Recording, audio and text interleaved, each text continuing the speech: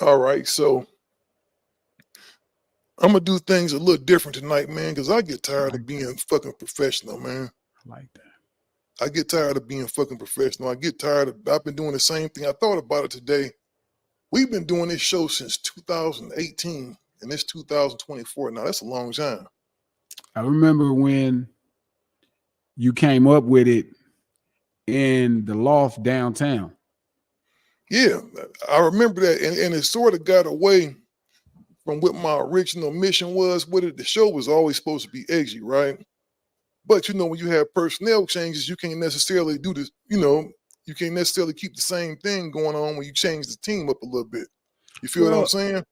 yeah, I mean, like I said, we always the goal to push to me is to get this show to change over to Gangster Rap Chronicles.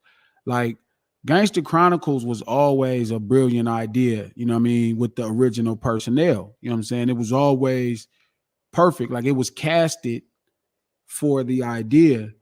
And now the new cast, it doesn't necessarily fit. You know what I mean? Y'all not super vested in criminology and crimes. You know what I mean? Y'all both probably did your fair share of crimes in your day, but really, you know what I'm saying? Y'all more like you're an executive of gangster rap music. You know what I mean? You manage a couple gangster rappers. EIht is a first ballot Hall of Fame, you know, gangster rapper. So I feel like that's why I was always pushing you to move the show into a gangster rap chronicle perspective and then really have a bunch of dope conversations. But again, the hard part about business is business. You know what I'm saying? The consistency of a brand and you know moving the space and changing the feed and you know how do the fans react. But like I genuinely think you know y'all audience would love it. You know what I mean? Because to hear you and EIht speak about gangster rap, you're gonna get like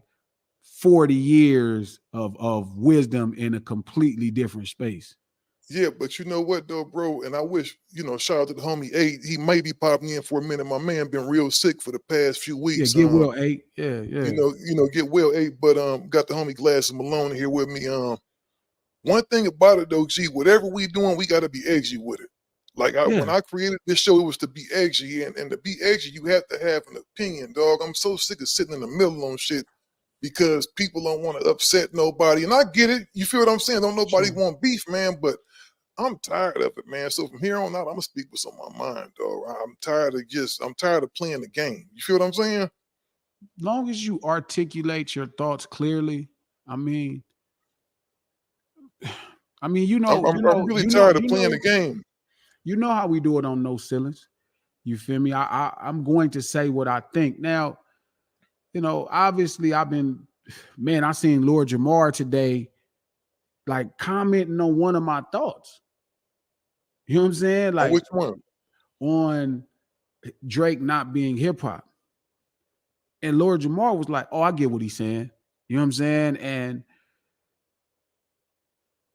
people like so many fans like feel like it has to be about like I have a disdain for the artist or I don't like if I made Tupac Must Die, it must be I don't like Tupac. And that it's just, you know, the furthest thing from the truth. You know me more than anybody. I've always been transparent with my thoughts. Now, I definitely can't like I've dealt with Drake more than once, you know what I'm saying? But I don't have enough information to like or dislike him. And actually, what I do know about him, you know, I like him. Same for J. Cole. Mhm. You know, I didn't bump into J. Cole, chopped it up with him in passing. Like, I like him. I don't dislike people. But if, as men, we can't, you know, these podcasts are very much like barbershop conversations. And it don't matter Mhm. how many thousands to tens of thousands of people that are listening, you just listening to us have a barbershop conversation.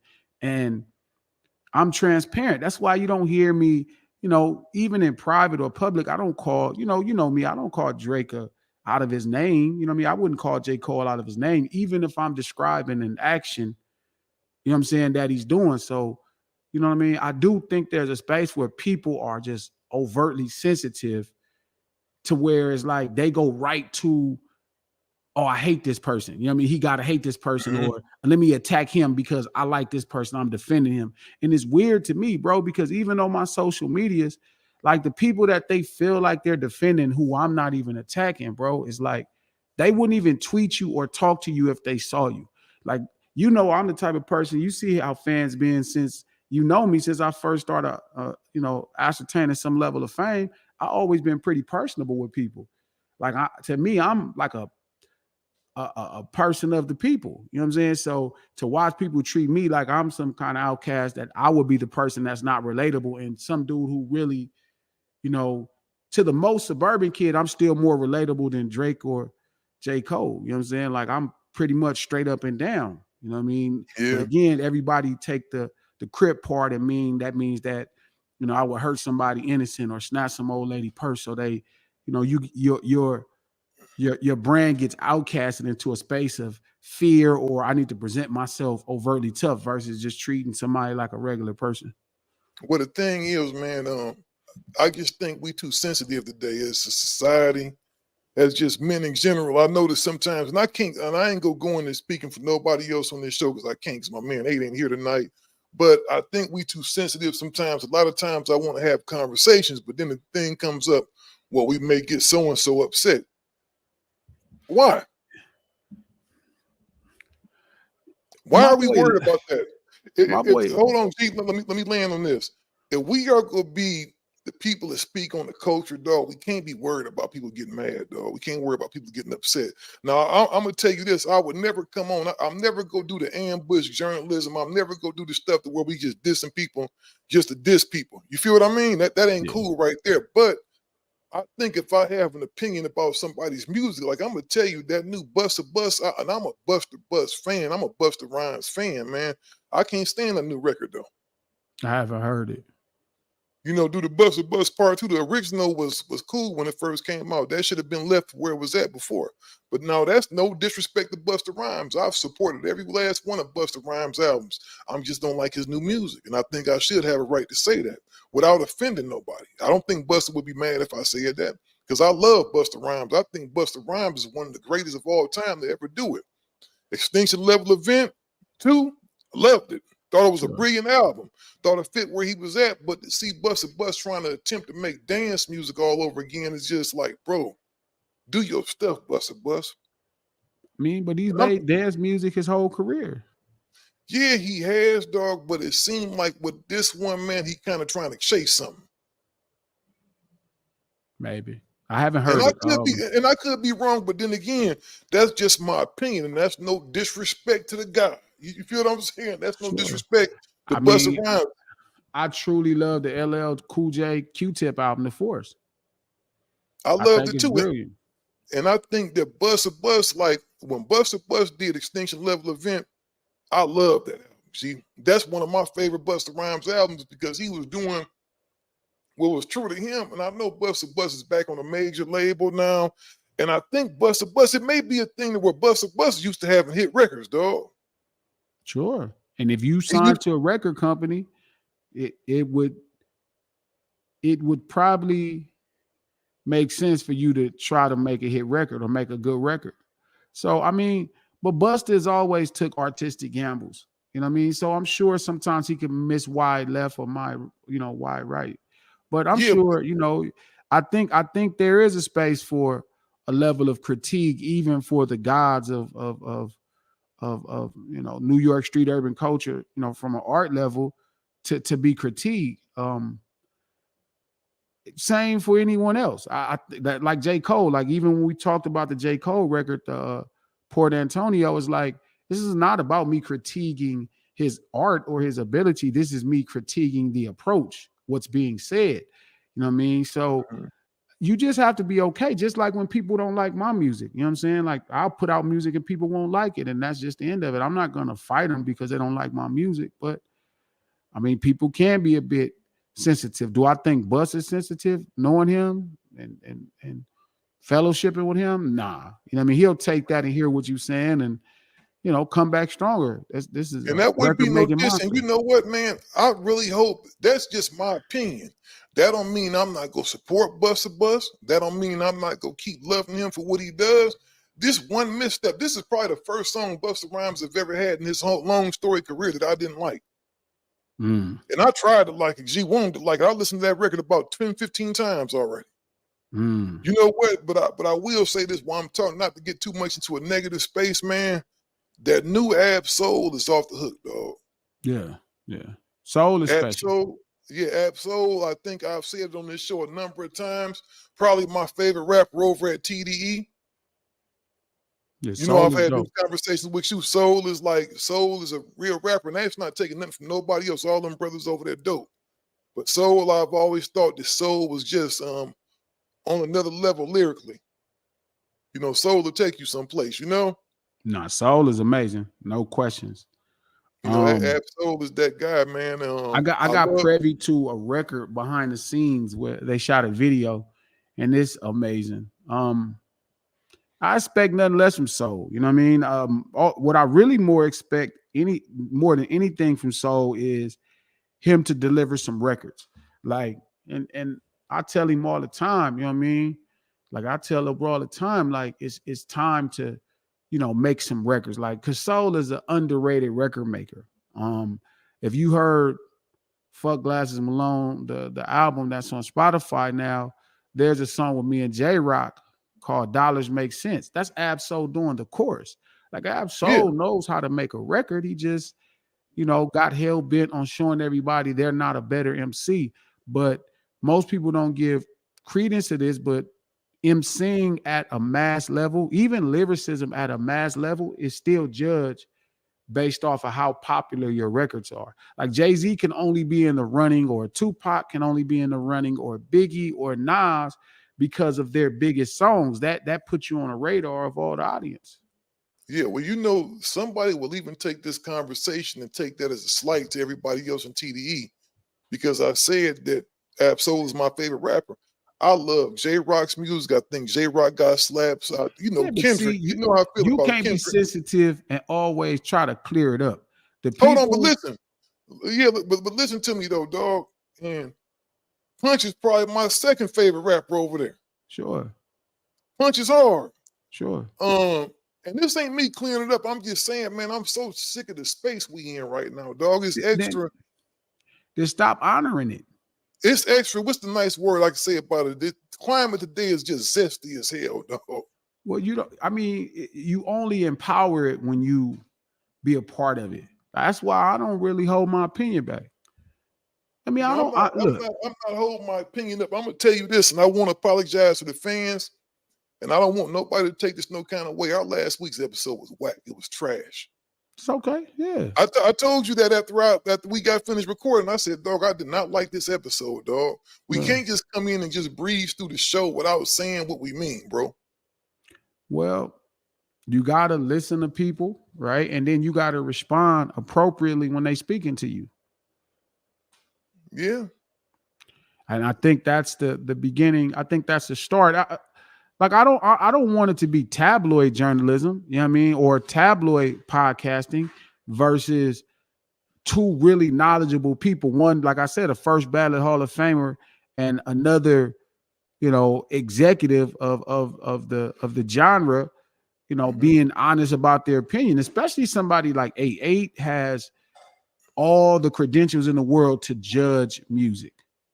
You know what I mean? He is a true professional, a true legend, a true scholar at the highest level. You know what I'm saying? So there's nothing that, I don't know why he wouldn't be like, he can offer critique that can help shape an artist into becoming a Hall of Fame player.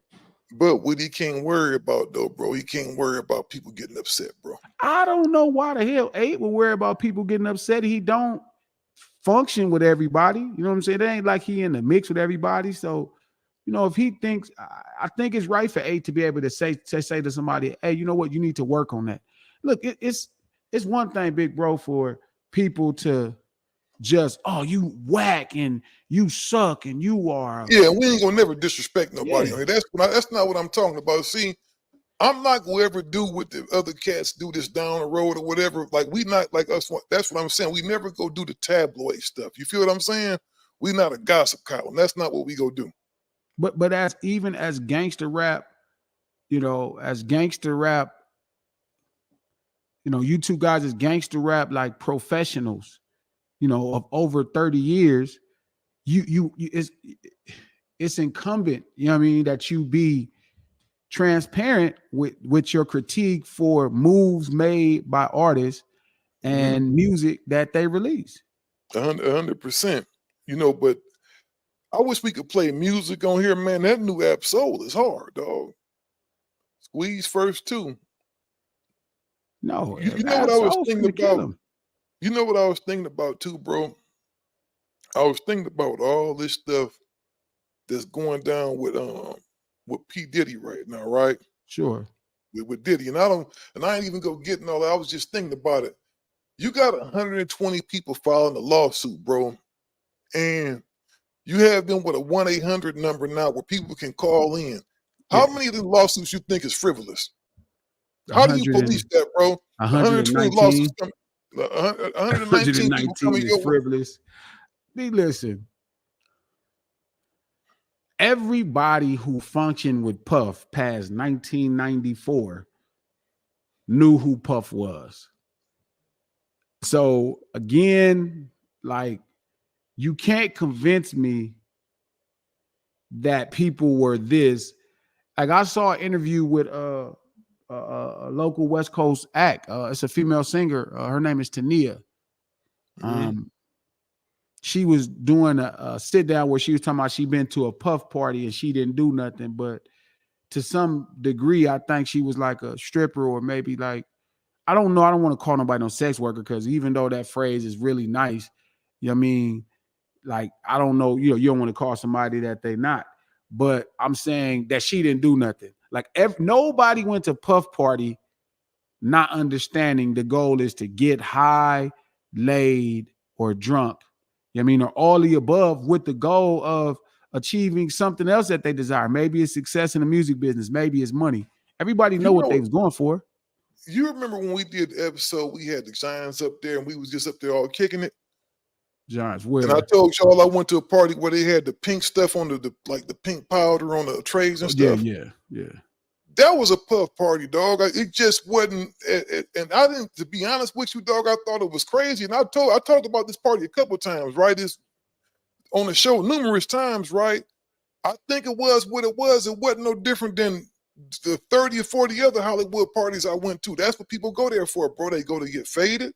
Yeah. They go to get us some bras. They go to listen to music. They go to really be hedonistic. Yeah. And that's what they do. And yeah, hedonistic is very much, a much more harsher term of being free, to do anything without judgment, outside of the man above, but outside of the entity above. But it's standard. It's people that I can name who have Puff parties, but I could never say it because the public is so extra sensitive, because that they acting like they want to be judgmental, like their whole goal in life wasn't to go to a Puff party. I probably shouldn't have said I was at the Puff party, but it didn't matter whose party it was, because it was like, it was going down, dog, but it wasn't no different. It wasn't nothing I hadn't seen before. Yeah, I've seen it. It was crazy. I never seen it at the Puff party, but I seen it at other celebrity parties. But again, like, that ain't, like, I've seen that in the hood. Like, you know what I mean? I've seen all of this stuff and how people getting down and enjoying themselves. And if it ain't for me, I just don't get down. That's all. I think it was the thing that tripped me out most about that night I kept talking about is the pink. I didn't know if it was cocaine. I didn't know what it was. I just know they had this pink powder on the tray, and I thought it was the craziest thing ever, right? I was like, what is that? You feel me? Yeah. I'm not trying it, whatever it is, because I'm not sniffing or snorting nothing. That's not my thing. Yeah. I think you ever tried cocaine? You know what? I tried cocaine once by accident, dog. And it was really you can't try cocaine by accident. You can try yes, like you can. not like a primo. I mean, no, yeah. I never sniffed cocaine before. Never. How close did you get to it? Never had the desire to do so, bro. I saw that stuff tear too many lives up. Nobody offered it to you? Cocaine. Oh yeah, I was always terrified of cocaine, bro. Who is the craziest person that you were surprised at all? Well, it's kind of illegal, so that might be kind of telling. But it ain't. It is. That would be. You know what, dog? It's a lot of people that snort, though. Yeah. And I think it's more open now. I think these kids today is more open about what they do. You know, back then I think people was more shameful of doing cocaine. I know 3 6 Mafia was always open about, you know, when they was the first rap group open with talking about their cocaine usage, you know? Yeah. I was always terrified of cocaine. I'll tell you about my story. I got a cousin back home in Ohio, right? Much And this love to dude is, Ohio. yeah, this dude has always been fast, right? And when I say fast, he was just on a whole different level, just That's a doing hell stuff. of a reference for a man. Yeah, not fast. Like when I say that, bro, I mean this dude was just like when we was 15, this dude was drinking Hennessy. Oh yeah, that's crazy at You 15. feel what I'm Especially, saying? Like this, yeah, this you dude talk was about drinking back in Hennessy. '85. Him drink. He had a short Yeah, dog. yeah, he was drinking Hennessy, dog. He had, you know, he was drinking Hennessy. That's what he was doing. But he was drinking Hennessy. He was drinking gin. He was like always a step ahead. This dude had his own apartment, though. You feel what I'm saying? This is a cousin of mine, right? At 15. So yeah, dog. At 15, he's a year. I was 15. He was 16. I would say he was 16. But Wow. so we at his crib chilling one night, man. I never will forget. We was listening to Chubb Rock's new album. You told me about this story. I know where this Listening is to going. Chubb Rock's album. So they passing weed around, and I was You trying to thinking be cool. you thinking you grown and cool. Exactly. I'm just trying to be They cool, had dog. you So they hitting passing weed primo. around. And the thing is, I didn't even know how to hit weed. I didn't even know how to hit the weed back then, Barely dog. hit the weed once or twice, huh? Just puffed it to You look know, the part. I hit the weed, dog, and I smoked, and it never did nothing to me because weed at that time, I don't think I was inhaling it right or something. I didn't know how to smoke, right? So I smoked the weed, dog, and I'm headed back home, and it's about like a 20-minute drive. Well, you've been where my pops lived before, Sure. right? Yeah. I'm driving back to Cleveland at night.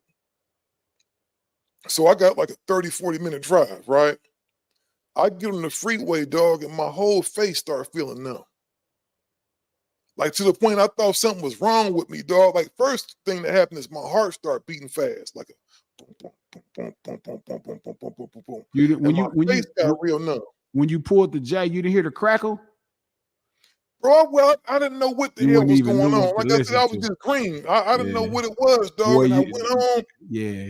and all I know, G, is I was up for 2 days, dog. I could not go to sleep. You know what it felt like, bro? It felt like I drunk like 5, 6 cups of coffee.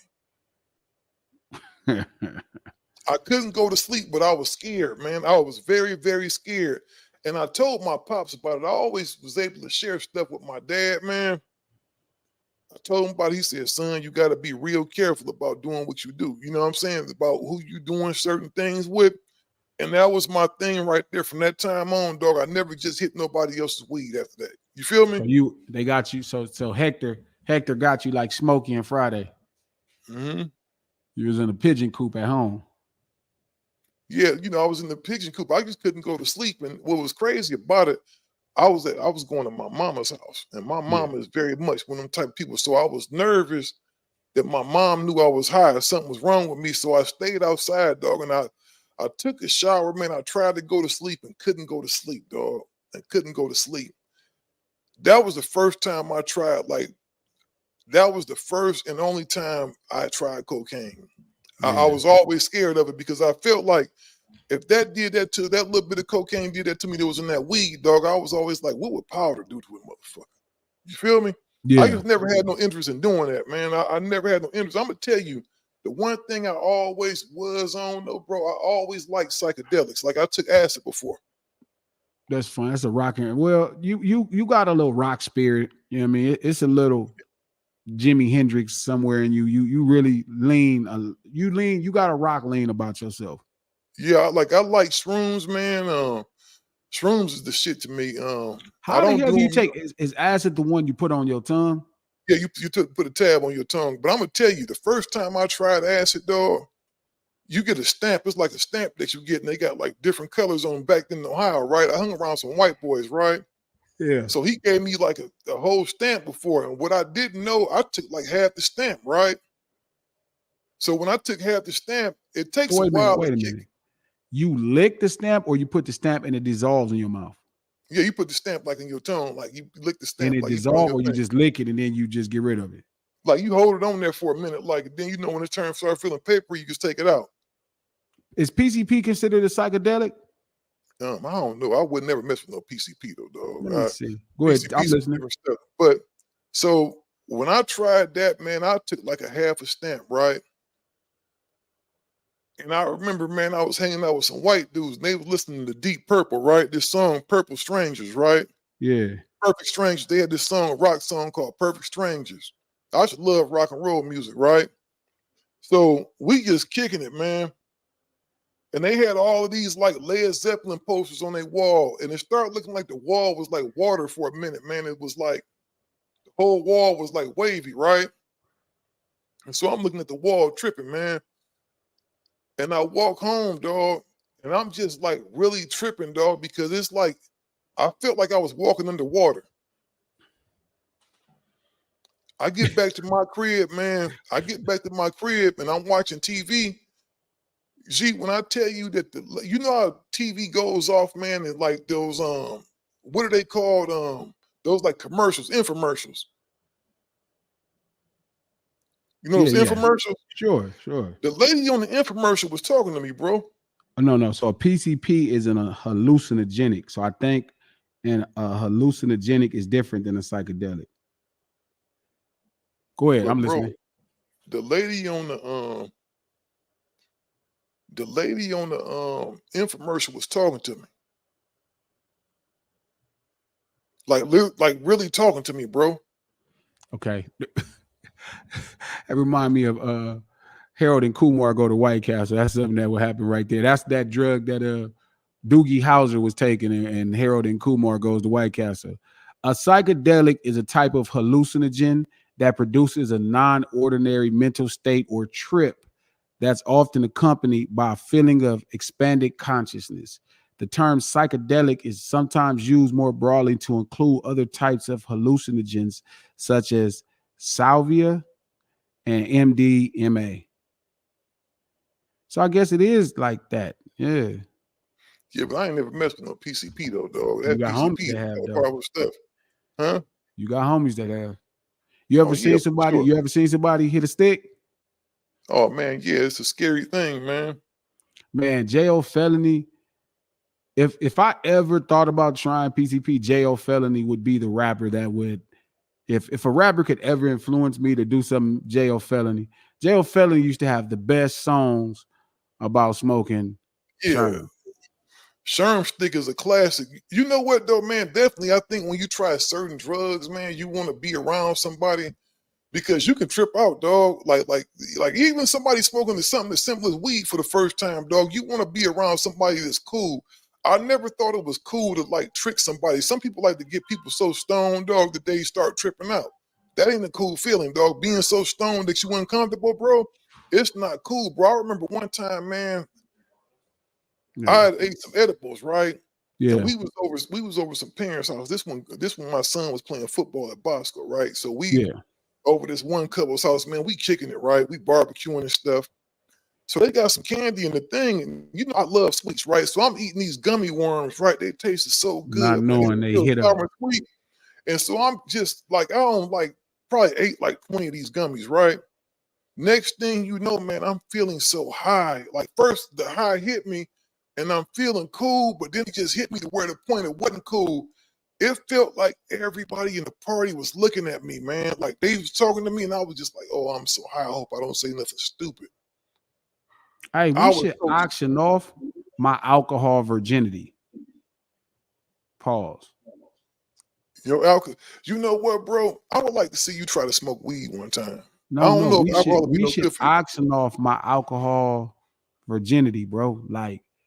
Like once we make this new run on the album, we finna get real hot. Like we finna get really name buzzing because like we already lighting the fire right now, and everybody's starting to talk about us. And we dropped that street single. It's gonna really do a lot. Oh yeah, We this should 110 make album about to be crazy. all of the spirit companies bid on what alcohol I drink first. That would be crazy, man. You know what though, man?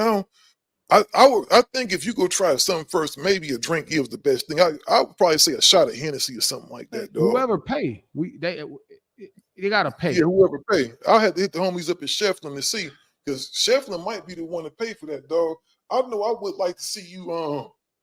That would be crazy, man. But you know what? At the same token, I always thought it was dope that you never had a drink or never smoked nothing, dog. That's how Yeah. my wife is. My wife has never drunk anything and smoked anything in her life. I never drank a cup of coffee. That's what I'm saying. So you might take something, dog. Like I wouldn't probably want to see you smoke no weed, dog, because if we did, it had to be some good old fashioned homegrown, something that I knew just wouldn't tear you up, because I could see you really losing your mind, dog. You could probably trip out. There ain't nobody, a weed company. Maybe Burner could bribe me. Maybe Burner could. Yeah, it's gonna cost some real thousands for me to puff some cookies. But if So I for ever $10,000, did drink or for ten smoke, it thousand would dollars, would you hit the joint? $10,000 from Burner. I don't know. That ain't enough. I don't know. How about 25? Maybe 25. I might smoke a J. You know what? And I would tell them, don't give you no indica, give you a nice sativa. Because I don't know, you might trip out on sativa because sativa makes you think a lot. It might work for me. I Sativa remember make I you used to think. watch all my old homies. Plug favorite thing is to tell me, man, I'm telling you, hit this weed, your lyrics will be tighter. Your Oh, lyrics dude, already tight, but they'll be way tighter. That's his favorite line. you know what? The thing is, bro, Mhm. all of that stuff should be a choice, man. I've never been really like, I was so mad at my cousin, man, for trying that because you think about it, even though it was a primo, I probably could have died, bro. What if I'd have had a heart attack or something? Mhm. You feel what I'm saying? Like, think about Yeah. Lynn Bias. Remember when Lynn Bias got drafted, though? He tried a drug for his first time and died, bro. That has to be a choice, dog. Like, trying a drug should be a choice, bro. It shouldn't be nothing, somebody fooling somebody into doing it or somebody slipping something in somebody's drink. That's real whack right there. I think people should go to jail for that. I mean, I think you are legally supposed to go to jail for that, but that is a bit devious. That is a bit devious. It is because you don't know how somebody go react. Like, people think it's funny. Oh, let's put some, because especially with THC now, like you can give somebody a soda that's like a THC, dog, and they could trip out. You feel what I mean? Yeah. They could really trip out or run in the middle of the street, get hit by a car or something, or get in their car and crash on the way home. That's not cool, man. Getting Yeah. high, getting on drugs should be a choice, especially like when you start. It took me a while, to really know how to take shrooms and stuff like that. And the thing is, I've never been an everyday person like me. When I smoke weed in phases, like I may smoke weed for a couple of weeks and then not smoke nothing for the next year. You feel me? Yeah. Well, long as it's something that you could deal with and negotiate, it works out. Well, I think you need to be in a certain place. I definitely think, man, if you ain't got your finances where you want them to be, I think you ain't got no time to be sitting there smoking weed all day. So let That's me just ask me, you. though. Let me ask you a better question. Let me ask you a Oh, they go better to homie eight question. right there. Eight just pulled up in there. Hold Let on. me ask you a better question. Here's a better question for you. Mhm. Here's a better question for you. If you had to pick a year, what's up, OG? You all right? You holding up? You trying to get together. So let me ask you a question, big bro. So if 1 2 1 2, can you hear me? I can't hear shit. we can Yeah, hear we you can for hear you sure. good. Can you hear us? No, you You can't. can't hear us. Okay, so look, if I you can had hear to you pick a good. year, Let me see. if you could pick a year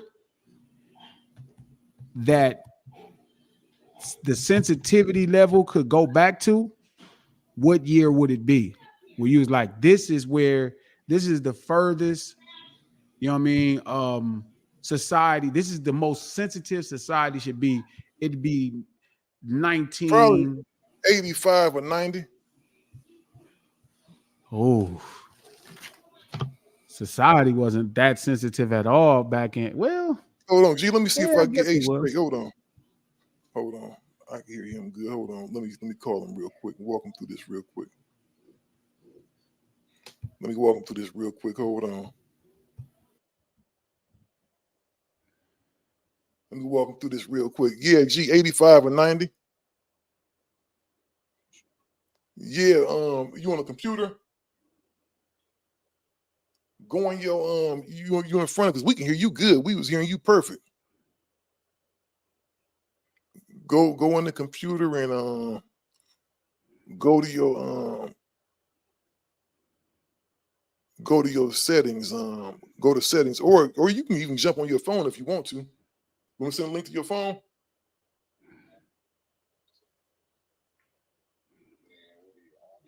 Yeah, audio settings, and go to hold on one second. Y'all bear with us real quick. We getting the homie H straight so we can go in there and go in the audio. Go in the So you gonna audio. play all of this the whole time on your pod? Is that what you do? No, I'm gonna cut it out. I'm gonna cut this part out. So when you go to speaker, right? You see where speaker is at? What do it say on there? Just in case he doesn't cut it out. I've been trying to convince Steele Yeah, click speaker. that for the gangster computer. rap should be like Gangster Chronicles should Yeah, that's it definitely right be there. It's Gangster playing Rap it right now. So Chronicles. you be straight coming in now. And he should do a much better job of taking y'all through all of the stuff him and EIht saw from when they were teenagers and coming into the game. That's my goal. That would be dope. Hey, can you hear us? For sure. You all right, Yeah. big dog? You holding up? Yeah, I'm maintaining my nigga shit. There it is. There it is. Yeah, I had him in there. I was telling, hey, man, you can't help if you sick, dog. Hey, let me ask you this, dog. Now you hear this perfect. What year would you say everything was least sensitive? Like 85 or 90? As far as what? Like people just not being sensitive, like the way you could pretty much say what you want to and wouldn't nobody trip. Oh shit.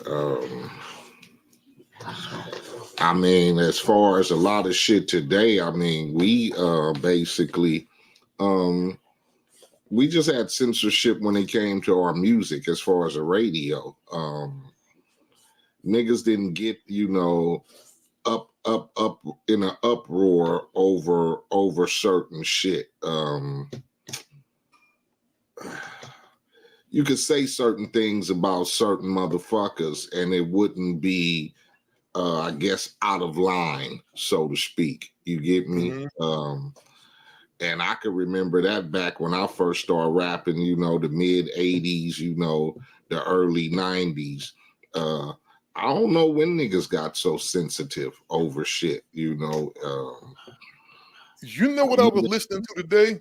I guess it comes with the, the changing of the times and the generation of what niggas feel, because niggas is sensitive today. You can't really say too much about, and I'm always stressing, what you can't say about certain motherfuckers because, they get angry.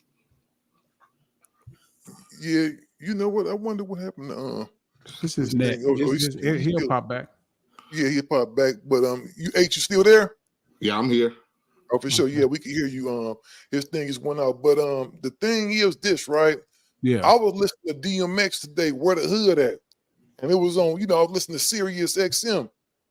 He talked about, he had a lot of derogatory stuff to say in there. That song couldn't have came out today, bro. It could come out. No, not what he was saying on there. He'd have got canceled. You can't get Be canceled. a man messing with a man, and he was talking about all that. He had all the buzzwords. You can't say nothing about you can't get canceled. That's not a real thing. You can only get canceled if they financing your campaign, like what happened to the baby. Like they only can cancel you if they financing your campaign. So if you getting corporate money, that's how they controlling everybody. They controlling everybody because the corporation's paying them. You know what I'm saying? Well, we would definitely get canceled then talking about because you lost all your sponsorships the first show you ever had. That's because that's how it's gonna go. That's Glasses gonna live. That's just the outlaw. That's just how I came up. I have made a living and been fine just being authentic this whole time. And if it take me a little longer to get where I'm trying to go, I got time. I just lost 60 pounds with the intentions of making sure I'm around to get everything I got coming to me. So I intend to get every dime that this game owe me. Let me ask you a question. Do you think Married with Children, is that too far? Because I think Married with Children probably couldn't come out today. Hell no, nigga. That's one of my. I watch that shit faithfully. Right now. Right now. I watch that shit faithfully, nigga. I got probably about 100 episodes and shit of Married with Children. it's raunchy, you get me? But like you said, Al, they say shit that, definitely wouldn't go down today. You get me? They talk about, the other side. They talk about all kind of shit. Women, yeah, they going crazy. Everything. Fat girls, they got I'll 1,000 fat jokes. I'll tell you though, the show back in the day that used to really get off with doing stuff was anything that Norman Lear made, like Archie Bunker, the Jeffersons, all of them, dog, even Sanford and Son. You can say what you want to. They would call people, the white folks out their name. Crackers. I noticed though that they would never say that they would never call nobody a nigger. No, they wouldn't. They wouldn't go that far, but it was still, those shows were meant to push the line, especially shit like Married with Children. It was a show that was to push the line. And what was good about it, it wasn't just, the white people just always degrading or talking about the black people or whatever. They fucked with themselves and shit. And they dealt with their own poverty and being poor and living in fucked up situations and whatever, and their reality. And they wasn't afraid to poke fun at themselves. That's what the whole point about it was. Yeah, I wish you can go back to that era, man. Yeah, G, I would say about from maybe 1970, man, to probably 1990. After the 2000s, everything got soft. You don't think hip hop is still? You don't think hip hop is still edgy? Hell no. No. A few people live, but no, you people too afraid of losing stuff, man. And I'm not mad at that, man. If you would do if you saw all the stuff that the Baby lost, he was cracking, dog. I don't know if he will ever recover from that, bro. Yeah, but the Baby only lost it because they gave it to him. So if somebody if Nike paid me $2 million and then I go on this Reebok spur, talk about Reebok, I may lose this $2 million. So again, they could only cancel you if they make you. Right. That's it. You know what I'm saying? We don't gotta play ball. You know what I mean? You just might lose what was it, Pepsi or Coke? Which one was it? Yeah, it was my sponsor. Yeah, you might lose Coke and you might lose Budweiser, which is crazy that Budweiser could judge me. That's just like crazy. Y'all sell beer. The hell you judging me for? You know what I'm saying? But I don't mind, man. Look, I watch a lot of people that came up in the same lifestyle as me blaze doors. I watch 8 blaze doors. I watch Cube blaze doors. I watch Dog blaze doors. Everybody blazing doors for me to not have to be somebody I'm not. And I'll be damn, Ice-T blaze doors. And I'll be damn if I sell it out. Tone Loc. I'll be damn if I sell it out to try to get something sooner than I'm going to get it. Like, I love how Ice-T, when you watch SVU, it don't say Tracy Morrow, it say Ice-T. I love that he could cuss a motherfucker out on his Twitter and be himself. And, you don't hear Dick Wolf and them finna pull a rug from up under his deal, or you still see him doing deals with what's the chicken place that the chicken strips Raising Cane's with the Iced Tea, and he's in a commercial, and he's in the warranty commercials for the cars, because these people are blazing the trail that shows the world has an affinity for people that make this version of reality rap that we do. So I just watch everybody blaze the trail, and I think long as each of us individually don't sell out and really just do what we do and wait till it's coming, it'll happen. The only issue is when you want it to happen sooner.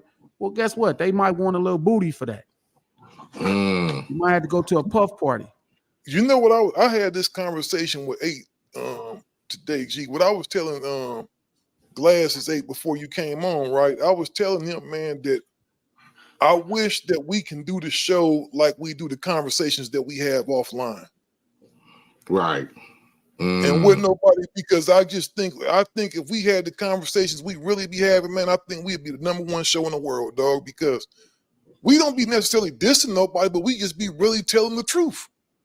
Not that we come on here and lie, but I think we be giving a lot of people pass. Like I just told them, I'm a big Busta Rhymes fan. I think I said that before, EIht.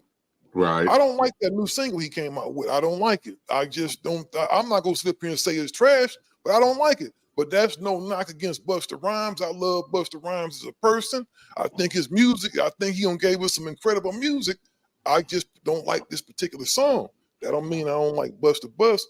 And I just think it's messed up that we don't got to the place, man, to where really you can't really say nothing to nobody. Why? But why can't you? You can. You just got to be okay with if Busta Bust don't like you saying this song ain't good. Exactly.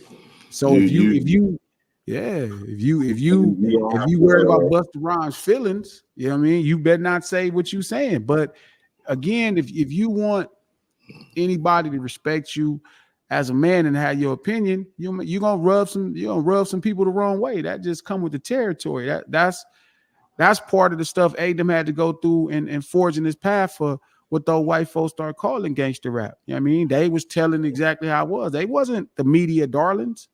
None of them dudes that came out was the media darlings. You know what I'm saying? They had it hard and tough. They wasn't getting all the opportunities. They wasn't getting placed in what's the Lethal Weapon films. You know what I'm saying? The songs wasn't getting used there. You know what I mean? If you think about it, that whole genre that they created gave us films named after the genre. You know what I mean? Whether it's a song like Boys in the Hood or, you know what I mean? That's how you get the film. Menace to Society is because of the success of what the white folks coined gangster rap.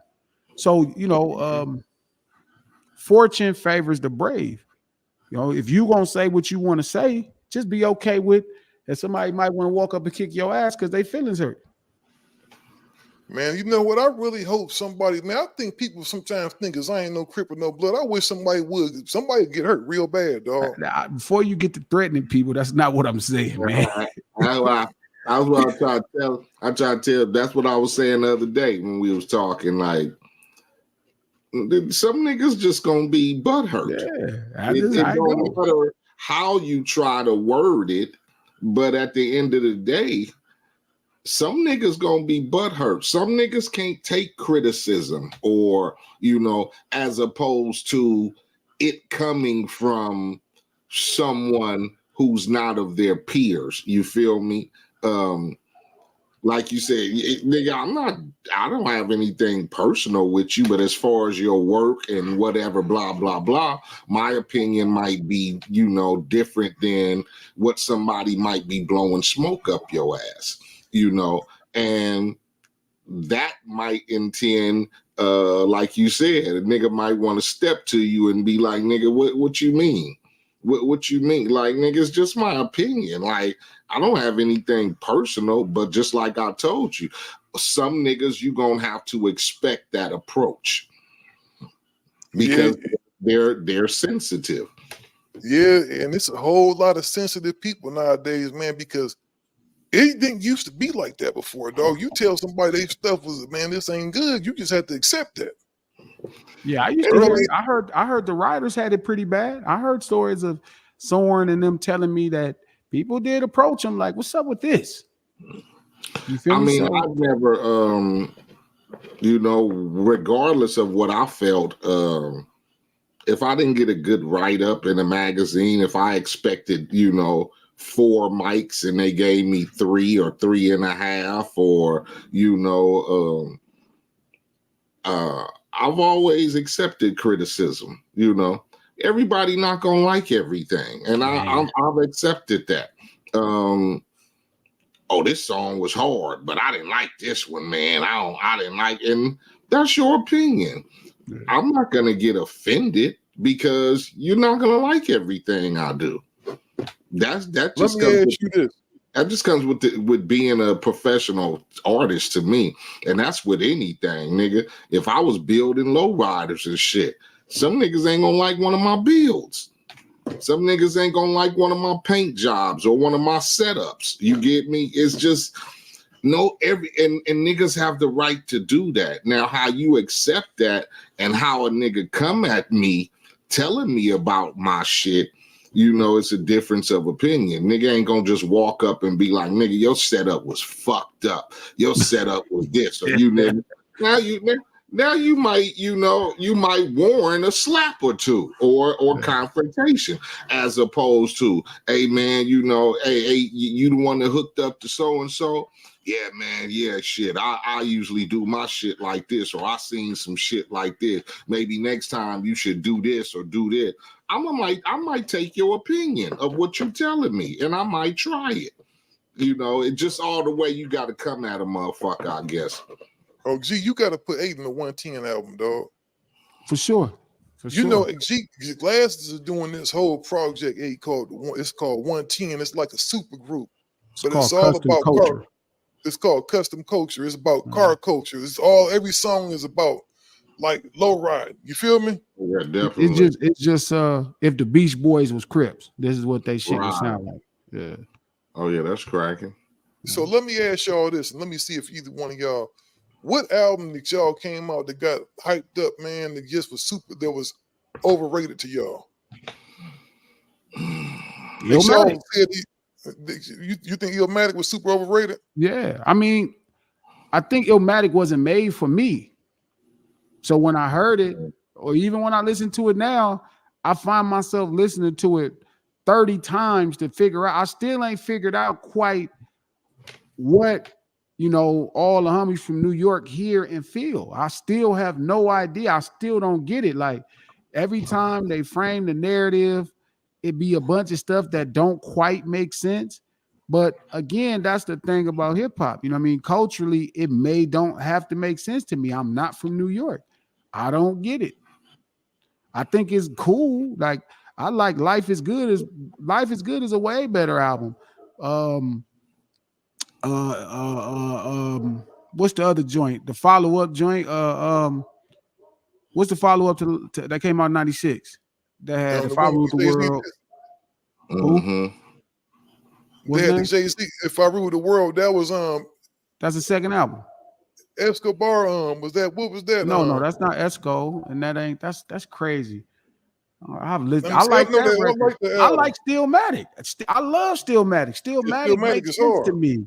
The second album that had the Lauryn Hill joint on there that they got it was written. Curtis. It was written, yeah, that they got from Curtis Blow. Life is Good is my favorite Nas album. I don't know what them dudes hear when they hear Illmatic, but they feel the same way when I listen to Dub C, the shadiest one. They don't have no idea how I hear it. To them, they like, yeah, this is cool. Yeah, the shadiest one is hard. The shadiest one is probably hard to me, people that was coming up into their teenage years, like that came out when I was finna be 18. You know what I'm saying? Like that, I had just got my low rider. I am living what this man talking about in records. You know what I'm saying? This is crazy. This is amazing. So again, that's the thing about hip hop, the representation you get from it. But Illmatic would be that record that I heard all the gas over, and this is probably the 27th time I've listened to it, and I'm still trying to figure out why is everybody so pumped up. You know what, man? I'm trying to think of something that was super overrated to me. I'm gonna tell you, man, and people probably will get mad at me for this, man. I thought it was a good album. I don't think it touched the first ones. I think the Chronic, the second Chronic. I don't think I thought it was cool. Now, see, I think something wrong with your ears, dog. Like this is crazy. 2001, you don't get it. Listen to me. I like songs on there that was jamming like a motherfucker. I ain't saying the album wasn't jamming, but I don't think it was better than the first one. Not as a whole body of work. It's different than the first one. It's way You see what better. I'm saying, bro? I'm not saying it's whack. I'm not saying it's whack at all. It was a great album. It's not. I don't think it's like the first one from beginning to end. This one had joints on there. I didn't like some of them songs on there though. What didn't you like? I always thought Hitman was overrated. Overrated. I didn't like Hitman. That's crazy. Hit was snapping all over that thing. Really? He can rhyme, but that's why he didn't come out with nothing else though. He was just that's not why. Hitman is not average. That's just crazy. That's why he didn't. Hitman wasn't no star. I think a lot of niggas got caught up in of what the success of what Dre was, and you still got to establish your own shit. You feel me? You get that shootout to starting gates, but you still got to go out there, you know, 'cause sometimes niggas will leave you hanging. You got to go out there and self-promote and get yourself shit together.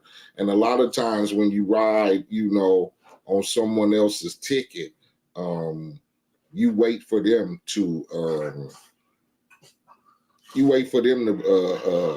produce your success. You get me? Instead of, you know, a nigga like, I'm gonna go out and do it regardless. Fuck it.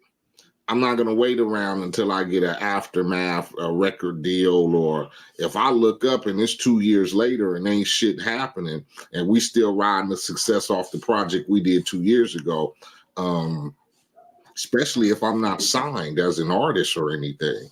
I'm gonna have to go out and create my own buzz or my own situation, because I already got, you know, my foot in the door as far as being on the project and with Dre and producing and doing all of that. So I'm gonna go create my own lane, because I already feel like I already got the hand in the foot in the door. You feel me?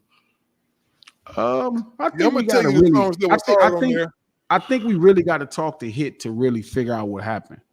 Yeah, hold on, G. I'm gonna tell you, and this is no knock against Hit, right? This ain't no knock Oh, against it's him. definitely a knock. You said Hit was just. But I'm gonna tell average. you, listen. I'm gonna tell you this.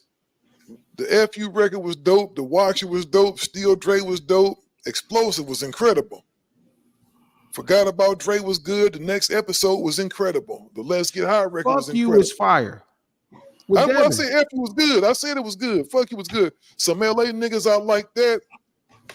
Act Right. I didn't like that. That was Act Right is generic fire. to me. That was generic. All that, the ping, all that stuff. It was cool. No. Bang Bang was bang bang bang bang. That was whatever to me.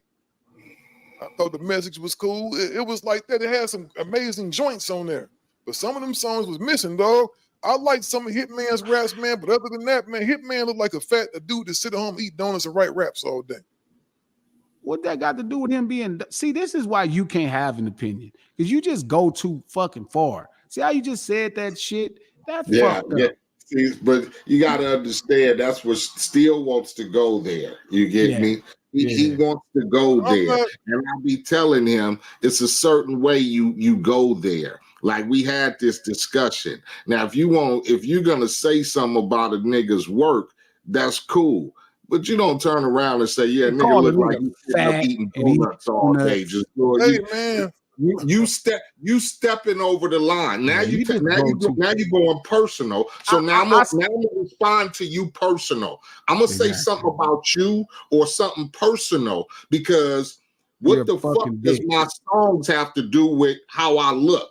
I look like I'm sitting on the couch eating donuts all day. Where's that? I finally get 8's point. Now you looking to go personal. You cannot do that. If you want to have an opinion about a nigga's work, that's fine. That's it. But if you want to sit up and say a nigga look like he eating donuts all day sitting up on the couch, now you going personal, Steele. My apologies for that. Let me say what I'm saying. Yeah, this is what I'm saying. Let me elaborate on that. What I'm saying is this. In order to be a superstar, you have to have a certain look. Before you do this, we're not talking about his marketability as a talent. That's We're what I should have said. He wasn't marketable. Rapping. No, you said he was average. Hit is way better than average as an MC. That's crazy. You just said that. Now you started to go into your exec bag and start talking about how tough it would be to market Hit Boy. We never got there. You're saying 2001 could be overrated because you're not a fan of Hit's music, not his marketability. Eminem is on the record. Snoop is on the record. These are some of the biggest stars. Dr. Dre, these are huge stars. They didn't need the fourth big star. They needed a dope MC to rap. And Hit really, like how Snoop was to the first Chronic, Hit was to the 2001. He carried it on his back as an MC. So again, I get why 8 stops you, because you just go too damn far. It starts off being about the pen. Okay, then you went to call the man eating donuts. Hey, Let's do this right here. I apologize, Hitman. It wasn't nothing personal. Yes, it was. I'll bust a Mr. Tuffy, slash a Smoothie Duffy, crash and flex on Tuesdays, harassing hoes at movies. Hey. Passing by with Uzis, Hey, like who you you waving aiming at? at? That shady bitch and that bitch nigga that was You was claiming claiming that. Rat-a-tat-tat. I don't sympathize for whack holes and wimpy guys. You got to recognize Hitman is an enterprise. Cali Pride, Bonson Rider, South Centralized. The Henny got me You's energized. a fucking hater. That shit nice. Minds poke their eyes out on LA's locusts. Hope they don't have to find out the hard way, like snitch niggas in the pen to get hit when the guards look the other way. We hit hard, Hitman and Dre. You playing games, I suggest you know the rules. We putting guns to fools. Make sure you run your jewels.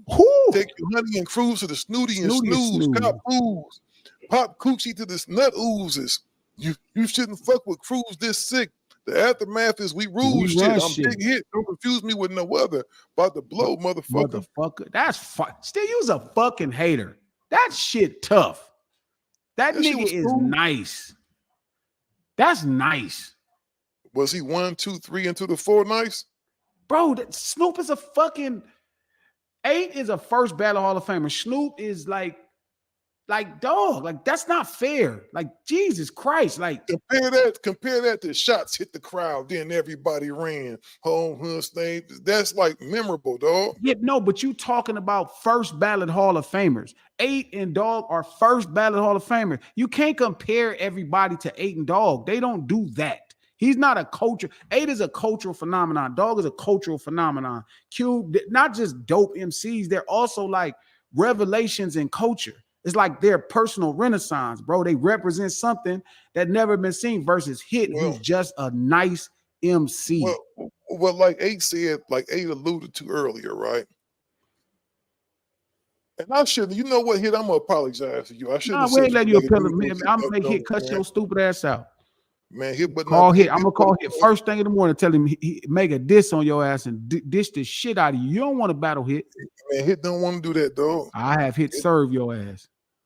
Hit don't want to do that. You ain't been in front of that mic still. Your pen might still be good, but that microphone different. Hit don't want to. I could do what he do. The snooty snoozy, Susie Oozy, roll through with the Uzi, naming that groupies. You can't do it. Here you go. You just can. I hit the Lucy Lose and the Boozy Boozy. I get what EIht is saying, dog. You don't know how to just ass boy. Yeah, you don't have to just say what you mean. Hey, you I'm just saying, dog, if you gonna be, when you put yourself in that place, dog, in the upper echelon, you gotta be saying some stuff. Hitman was cool, dog. That's what I'm saying. He was cool. Hitman is nice. It's not fair to compare him to EIht, to Q, to Dog. First ballot Hall of Fame acts from the West. That's not fair because that's more than just MCing. These are the first time people seeing this shit. They never even saw no shit like this, let alone the styles. Hit is dope. Even if Hit is not a Hall of Famer, but for sure he had a fucking all-star year that year. He was in the all-star game. He was killing that year. Oh, definitely. He definitely contributed to the record. His presence was all over the record. I don't think I never had an opinion about, the contributions that he gave on the Chronic record. I thought they were sufficient, as standing up to who all the other cats that was on the records, M and Exhibit and fucking Christ. Snoop. You got all Hall of Famers EIht on it. That's all Hall of Famers. This all Hall of Famers, and you got to show up as a new MC. Dre always believed in the up and comers. He always give a shot to the up and comers, and he felt Hit was one of those. Like I said, he contributed it significantly to that record. And I don't think I ever heard anyone's opinion of less of him on the record, like, oh no, man, they shouldn't have, or whatever. It's just, you know, I guess, you know, it's to each his own. Everybody have their opinion about what they feel or whatever. Like I said, it never bothered me. I thought his contributions were significant when it came to that record. It wasn't like he sounded out of place. You get me?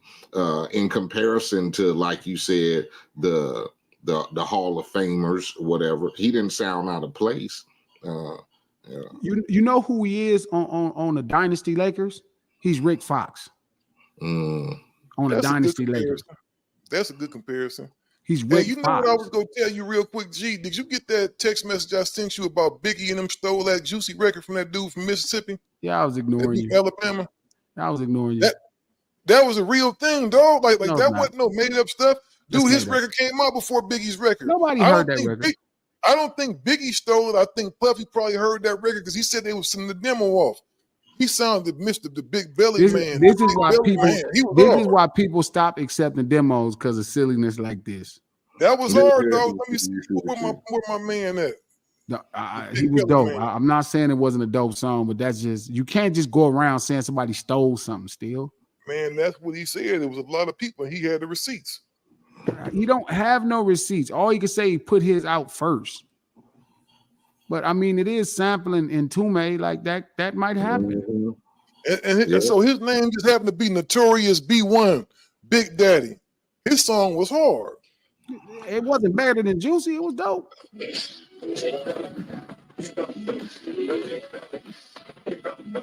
See, this is what you disseminate from Gangsta Chronicles. I'm sorry, H, you got to go through this, man. I be trying to raise my big brother better. Controversy. He loves it. Probably don't stole the man's stuff. It's possible. You can't say probably. You can't just go around saying people stole stuff. Man, I'm telling you, I'm not the only one. His name is Notorious B1. See, that's his line he's pushing. Now, still go push that line. He go push that thin line. Like I don't give a fuck. I'm going to say a nigga stole it. And then when you say, do you have proof of that? How can you say that? It don't matter, nigga. I'm just putting it out there. No, because he just came out, but his came out before Biggie's, though. It wasn't a national smash, still. I don't think. No, see, I will say this. I don't think Biggie stole it. I think Puffy probably heard that record and went back probably. I got an idea. These are serious accusations in hip hop. It ain't just me, man. You don't think you should be a little bit more like thoughtful about these type of accusations? This is why somebody gonna fight you. Notorious B1. Notorious B1, if you out there, man, we want to holler at you, man. We gonna help you get this stuff. Look, you want to stroke that fire and do that. You just bad news. He loves it. He like Harvey Levin. Notorious B1. Shout out to Notorious B1. And you know what? It was heartbreaking. I like Biggie Smalls. I don't think Biggie stole it, though. I think some Diddy probably did. We see Diddy as a dude, a bad character. How do we see Diddy as a bad character? That's your opinion, right? That's just my opinion. Hold on. I'm going to start putting a disclaimer at the beginning of the show. The opinions of this show are each of their own individual hosts.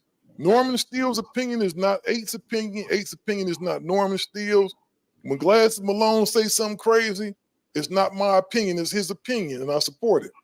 But that's all I'm saying, dog. It's something worth looking into. What I'm saying to you is you don't think that type of accusation in hip hop should be a little bit more thought after.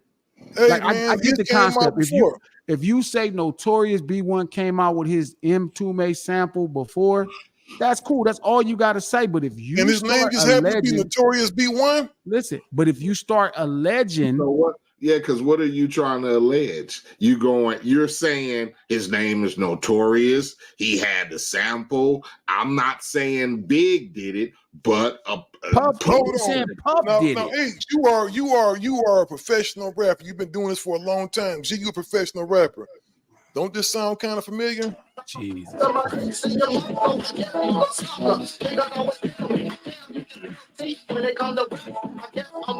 Still, you know how many songs that I have that I recorded that about 7-8 other artists have recorded to the same fucking song?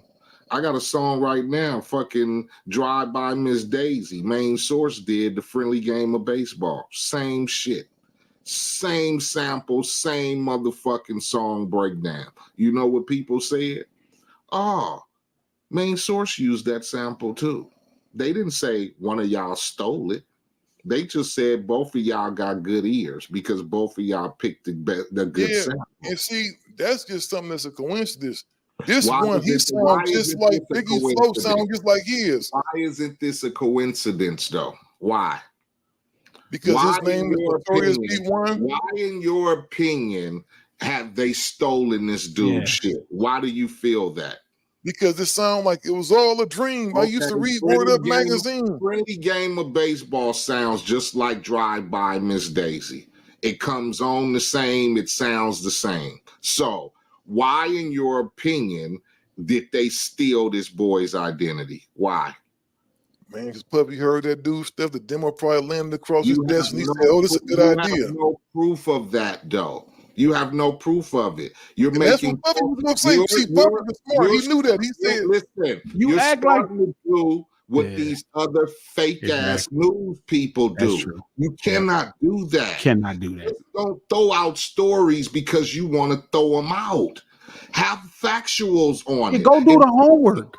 So when see, hold on. No, we're You're right. not going to be doing hypotheticals. Well, because These are now serious. we're looking like all the other mother. And I told you this: we cannot do that unless we have.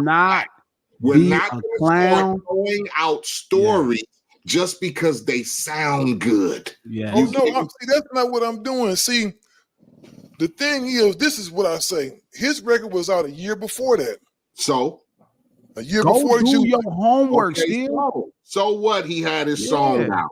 You would have to have actual receipts saying Puff Daddy stole his whole identity. Without that, it's just your opinion. It's just your opinion. Awfully out of light, though. So let's still. You act Hold like on, Puff but has see, you a see, long you see, history. I haven't dissed I'm Biggie sorry, Smalls. I did not. You was going through this. I did not know it was like this.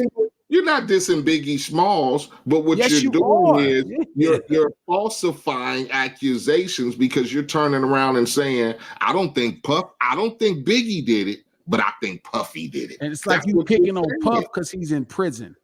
Yeah, No, why? I'm not picking on Puff. Right. You said he's already a bad person. You see what he's going through. You see how you threw that out there? Yeah, that nigga Puffy did it. I'm telling you. Yeah, He look at did it. You act like did it. Puff has a history of stealing music. I didn't never hear Puff stole records from people. When? What's the other records? They said that we gotta stop. We can't push that. We can't push that That's far. not right, Steele. Still, like, nigga, I don't give a damn. I said you nigga stole the shit. So that's what we gonna roll with. And then when Biggie died, he went and found him a fake Biggie. He went and put Shine in there and told Shine to come and do some Biggie stuff. I think you need to end the pod, bro. You getting Hey, man, delusional. I ain't gonna end it. You know You what? getting delusional. You saying a bunch of crazy shit. I'm gonna leave it up to the public. Y'all go check out Notorious B1. Do your research. His record was out a whole year check out before. Notorious B1. You do the research. Why you trying to stifle Notorious B1? Why you hating on him? Notorious from B1. Mississippi, huh? It's not. I'm not stifling him. I'm saying you should make a whole piece of you doing the homework versus you just throwing out some National Enquirer type of I headline. have been investigating that though. Okay, show us the email. Show us the proof that he sent it to Upstairs Record or to somebody in New York. Show us where he sent it at. What A&R got it? Uptown Records. He said it himself. Records. You know what? I'm gonna read what he said before we don't read what he said. Go do the homework. Let me say, I'm gonna read. I'm sorry, I did not know you was going through this. This nigga crazy. I'm gonna show you. This my nigga Steele. My nigga Steele said, nigga, we finna get him. Nigga, I'm just finna say fuck it. And that's what I'm gonna do. I'm gonna have my opinions about niggas, and I'm gonna set it off. This is what the rap game is, a cold wild world. A rapper named the Notorious Big One is upset that he was ripped off. The game is dirty. Notorious B1, and he had a reported song called Big Daddy that did zero damage. He was from Mississippi. This is a real song that used the same sample as Juicy, which was derived from the hit song Juicy Fruit by M. Toomey, decades after the tragic end of Christopher Wallace. This song is making the rounds and the rapper is talking. Basically, the accusations are he was ripped off. He went from Biggie Smalls to Big E Smalls due to a lawsuit by Calvin Lockhart in 1992, then became Notorious Big in 93. See, one thing I will get Big on, I talked to the homie, right? The homie did say that Big got his name from a smoker. She used to call him Big, hey Big, hey Big. And that's when he became big. Everybody started calling him Big, right? So you accuse one of your homies' friends of stealing the song. Go ahead, keep going. I don't think Big stole nothing. I thought he got the name from that movie with Sidney Poitier and Bill Cosby, and that's why they made him stop saying it, because there was a character in that movie. No, yeah, it was a dude called Biggie Smalls. He couldn't use Biggie Smalls no more. Biggie named his alter ego Big Papa. I know some of you have stuff under your nose to not smell it, but that's not going to change the fact that this is no coincidence. One similarity is one thing, but several, along with mentioning the man stating the song in question, is a bullseye. Now, I don't agree with that part. He said from the Mississippi down to the East Coast. Listen, it's not a bullseye. Look, I get it. Everybody in hip hop feels like they have the most unique idea, and how dare someone else sample the same record as them or have a same idea, even though Notorious was a word that was really popularized at that time and certain things, right? I'm all in. This is what they said. Big is an amazing MC, and this takes nothing away from that. He's a great without Juicy. But Puffy stole an idea and names that came from B1 because he was desperate to win, and it worked. So then why the fuck? So here's a better question. Why did it not work for B1? This is what he said, though. In 1993, I was signed to a small record label called Dragon Records in Gulfport, Mississippi. I had a song that I wrote to M. Toomey called Juicy Fruit. I wrote the song to the actual record, and it was called Big Daddy. Big Daddy was the lead single off the Mississippi Doughboys album that was released in September 92. It was released on the same day as Snoop Dogg's first album, Doggy Style. The Doughboys album was made by two Gulfport rappers, Tilly D and myself, the Notorious Big One. Yeah, I had to name the song first. I know it might be hard to believe, but it is 100% the truth. We was on the radio first and in the stores first. We sent packages to all the major labels shopping for distribution. Just imagine my surprise when people started calling me saying they just seen my video. We was trying to get the truth out back then, but Puffy kept shutting us down, and we left it alone. I'm not fat anymore, and a lot has changed, but before I leave this bitch, I want everybody to know the truth. I was the original Notorious Big One. No disrespect to Notorious Big One. I'm not saying none of that. I'm just saying that just in bad taste. So the man shouldn't say nothing. He just let it go, huh? I mean, what are you supposed to say? Nothing's going to happen today. So what do you want? What do you want? You want the credit for a record that you made that's not a hit record? What I asked niggas. You talking about in 1992, 93. It's 2024. What do you want? 30 years. What do you want? He's want to probably be acknowledged. I don't know. You're not going to be acknowledged. So what do you want to be acknowledged for? What do you want to be acknowledged for? That you was the first person to sample M. Toomey? You're not. Well, you know what? He probably wasn't the first person to do that. All I'm saying, man, it's a possibility. I'm just saying, you don't think that this what is though? What like I said in the end? What's the end game? What do you want? What do you want to happen? You want the world to know that I was notorious, nigga. Biggie's dead, and Juicy came out 30 years ago, and so now today, because Puffy is going through his shit, I want to stand up today and go, he stole nothing. Shout out to Notorious Big One, but you know, you got to have the second one or the third one or the first one. Like, that's just the game. We don't get to just, I don't get kind of, this is where it get tabloidish still, because it's like, why are we talking about a gossip column? There's nothing that could happen about this. Hey man, it was just news. It was something I saw that was interesting. No goddamn you news. Ain't the goddamn news anchor. That's not news. That's controversial bullshit that we're throwing out there, because it's not news, because no one cares. It's not important. It's not sufficient, and it's not going to do anything for hip hop. So why? Hey, it's probably not going to do nothing for that man. But hey, It is what it is. I thought it was a coincidence. You thought of It is a coincidence. No, my nigga Steele's go. It's a good way to, it's a good way to blow smoke up niggas' ass because that's no, not like that. And it's not going to work because nobody is going to ever question Biggie. I don't think so. I don't think nobody cared though. I think Biggie's status is locked. And Notorious Big One status ain't gonna be locked because he sampled in Tume. His record came out and it could have been a hit in the South. It's not. Hey, it is what it is, man. Shout out to Notorious B1. Shout out to Biggie Smalls, Notorious B.I.G. Don't try to shout out Big and Puff now. You didn't call that man a thief. You didn't call these people thieves and shit. You try to shout them out after you didn't diss them. We would have to send to the homie Rich and see what Rich think. Send to the homie Rich. Piece of shit. Still hey, man, you know what? I'm setting it off right. Man, no, see, this is the funnest I don't had an episode in a long time. Yeah, because you messy as fuck. Shit. That's right, y'all dudes, man. We had a good time tonight, man. We enjoy y'all sitting, man. We appreciate y'all sitting up kicking it with us, man, as we shoot the bullshit and just have a little bit of fun. And we gonna holler at y'all next week. We gone. Yeah. Hold on, y'all gotta stay on.